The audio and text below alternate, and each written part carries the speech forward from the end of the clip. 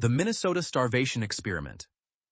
In late 1944, 36 healthy men volunteered for a rigorous psychological and physiological experiment beneath the football stadium at the University of Minnesota. Under the direction of physiologist Ancel Keys, these conscientious objectors deliberately underwent 6 months of severe caloric restriction to help researchers understand how to rehabilitate famine victims in post-war Europe. While their physical bodies shrank, the most profound discovery was the transformation of their cognitive states. These previously well-adjusted men became obsessed with food, lost interest in social connections, and underwent a complete psychological reconfiguration under sustained physiological scarcity. The hidden mechanics of survival mode. Survival mode is commonly misunderstood as a temporary emotional response to acute stress, but it is actually a fundamental reconfiguration of cognitive resource allocation. When sustained long enough, this survival state becomes indistinguishable from a person's core personality, leading individuals to misidentify chronic exhaustion, anxiety, and emotional withdrawal as innate character traits.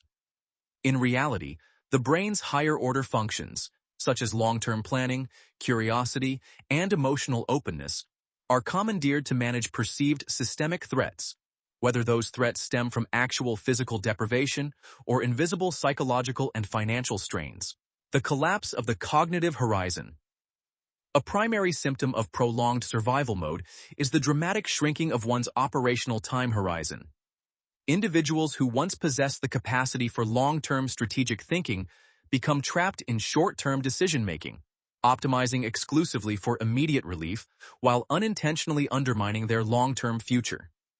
This shift is not a character defect, but a measurable cognitive constraint brought on by the heavy mental bandwidth required to constantly manage ongoing scarcity.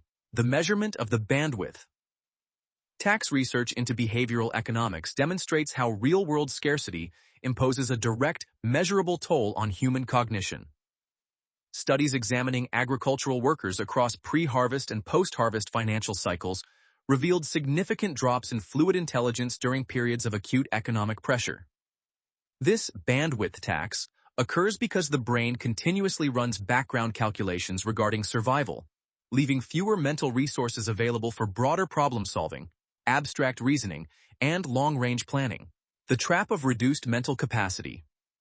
The self-reinforcing nature of survival mode creates a profound psychological trap. The very cognitive faculties needed to plan an escape from prolonged stress are degraded by the stress itself. Individuals operating under chronic scarcity often mistake their reduced mental bandwidth for their true potential. Because the brain prioritizes immediate survival over long-term optimization, people become stuck in reactive loops, unable to access the broad perspective required to alter their circumstances. Emotional numbness and resource triage. Under chronic stress, the brain executes a ruthless triage, turning off emotional and psychological circuits that are non-essential for immediate survival. This produces a state of pervasive numbness rather than active sadness. Experiences that once brought joy, wonder, or inspiration become flat, as the nervous system conserves energy and suppresses non-critical functions like playfulness and creative expression while remaining hyper-focused on threat detection. The unresponsive reward system. When an individual has spent years in survival mode, achieving long-sought goals often results in a surprising sense of emptiness rather than celebration. This anticlimactic feeling occurs because the neural pathways responsible for registering satisfaction and reward have been powered down to conserve resources. The absence of joy following a victory is not a sign of choosing the wrong goal, but an indication that the brain's capacity for emotional reward remains offline. Tunnel vision and attention. Narrowing scarcity alters focus by forcing a magnetic, hyper-concentrated attention on the immediate threat, a phenomenon known as tunneling.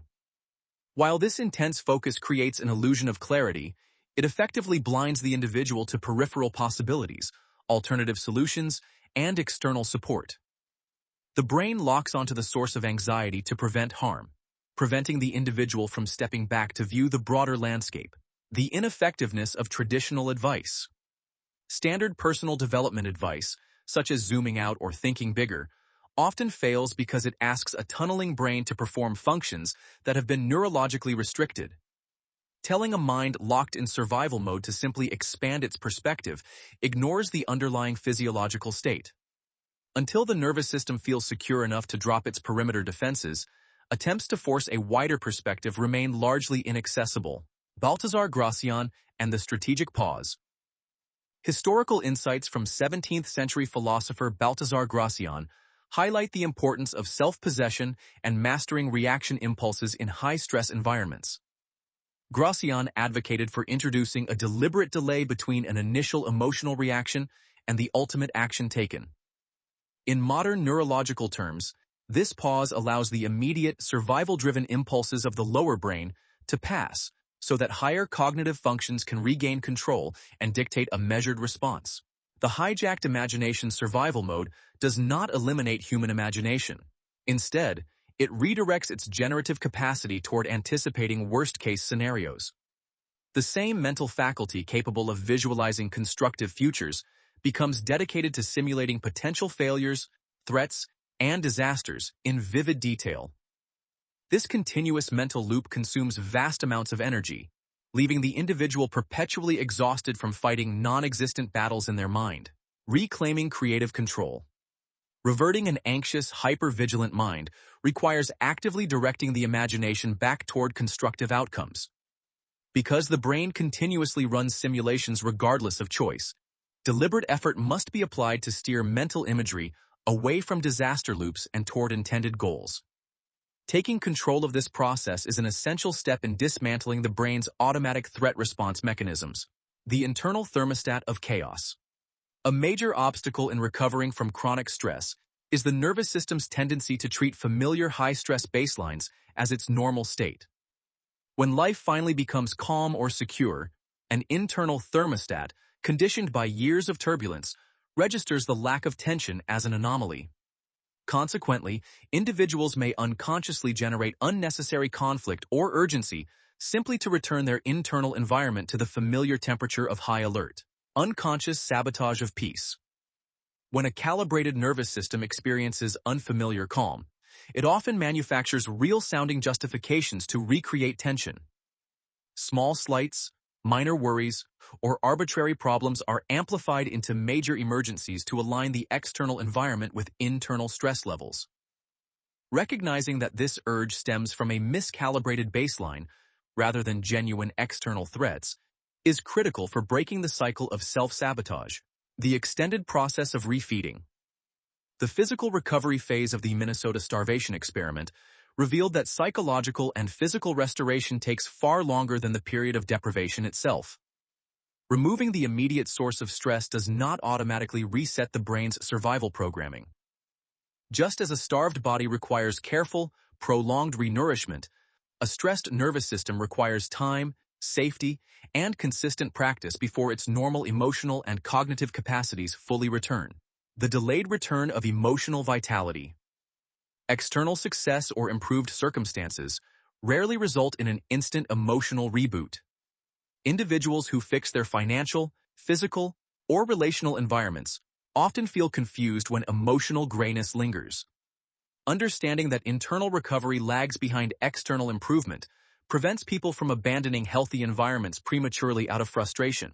Behavioral inversion for systemic recovery. Shifting out of survival mode requires adopting the behaviors of a regulated, secure state before the internal feelings of security actually arrive. Because higher cognitive faculties are compromised under chronic stress, waiting to feel safe before taking strategic, long-term action keeps the individual stuck. By practicing deliberate slowness, long-range planning, and conscious pauses, the nervous system gradually adapts its baseline to match the new behavior patterns. Reclaiming self-identity beyond survival. Escaping survival mode begins with recognizing that reactive behaviors, emotional numbness, and narrow focus are adaptive mechanisms rather than permanent personality traits. By observing the internal machinery of survival without identifying with it, individuals can separate their core identity from their defensive habits.